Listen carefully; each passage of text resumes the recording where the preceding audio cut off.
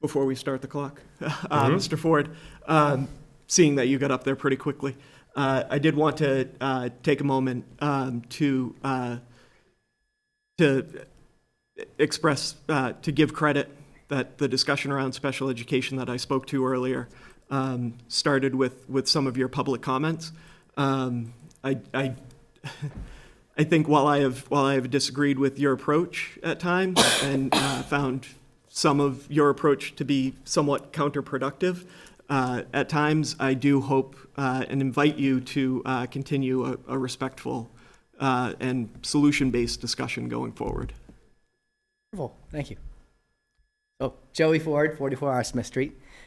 Good evening. Tonight I want to do something different. This is my first time standing before you, not in protest, but in gratitude.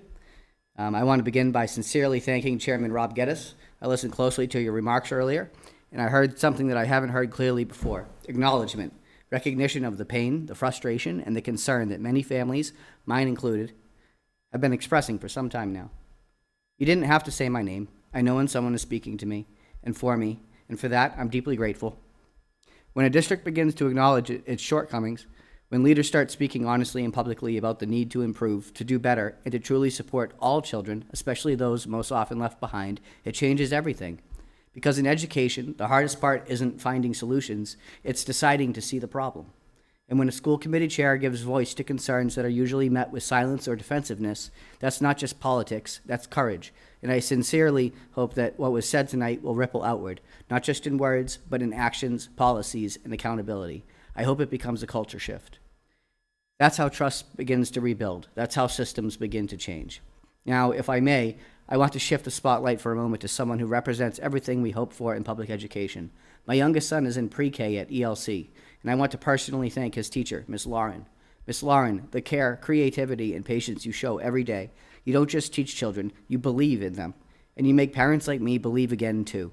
Your work doesn't go unnoticed. In a world that's too quick to criticize and too slow to praise, I want you to know you are making a difference. And to the other educators like her, those who show up every day, quietly, doing the right thing when no one's watching, you are the heart of this system. You're the reason we keep pushing, and you are what give parents like me hope. So tonight, I want to say thank you, and to Chairman Geddes, to Ms. Lauren, and to every person in this district who chooses, in small and big ways, to do the right thing instead of what is easy.